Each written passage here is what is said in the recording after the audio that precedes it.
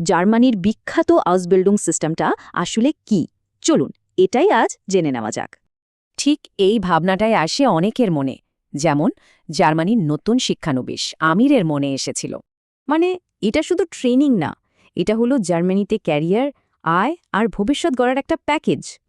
তো এই সিস্টেমটা কাজ করে কিভাবে? চলুন এর মূল ব্যাপারটা একটু গভীরে গিয়ে দেখি। ব্যাপারটা বেশ মজার। এখানে একই সাথে কোম্পানিতে কাজ আর ভোকেশনাল স্কুলে পড়াশোনা চলে। এখানে দুটো মূল ভাগ আছে। ডুয়েল হাউসবিল্ডিংয়ে বেতন পাওয়া যায় আর অন্যটা মূলত স্কুল ভিত্তিক। ডুয়েল প্রোগ্রামগুলো সাধারণত 2 থেকে 3.5 বছরের হয়, আর প্রতি বছর বেতনও বাড়তে থাকে।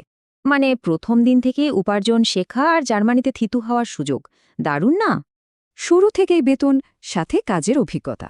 আর এর জন্য কিন্তু বিশ্ববিদ্যালয়ের ডিগ্রিও লাগে না।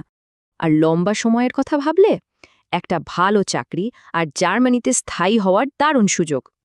আচ্ছা, তো এই প্রোগ্রামে ঢুকতে হলে কি কি লাগবে? এবার সেটা দেখে নেওয়া যাক। আন্তর্জাতিক আবেদনকারীদের জন্য সবচেয়ে জরুরি হল জার্মান ভাষার দক্ষতা। এটা লাগবেই। ফার্নান্ডার কথাই ধরুন, জার্মান যত ভালো জানা যাবে পথটা তত সহজ হবে। অন্তত B1 বা B2 লেভেল তো চাই। ভাষার পাশাপাশি নন ইউ নাগরিকদের জন্য ভিসা আর শিক্ষাগত যোগ্যতার স্বীকৃতিও কিন্তু জরুরি। কিন্তু একজন আজুবি মানে শিক্ষানবিশের জীবনটা জার্মানিতে ঠিক কেমন হয়? ধরুন আমিরের কথা। প্রথম দিনেই দুপুরে সবাই একটা অদ্ভুত শব্দ বলছে, ম্যালসাইট। মানে কি এটার? এটা আসলে জার্মানিতে দুপুরের খাবারের সময়কার সম্ভাষণ। অফিসের সংস্কৃতির ছোট কিন্তু জরুরি একটা অংশ।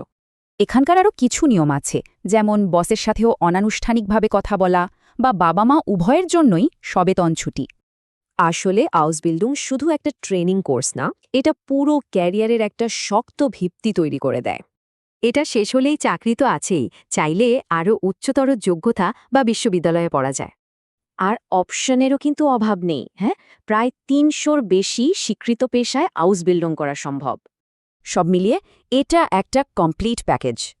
এখন শুধু নিজের জন্য সঠিক পথটা খুঁজে নেওয়ার পালা।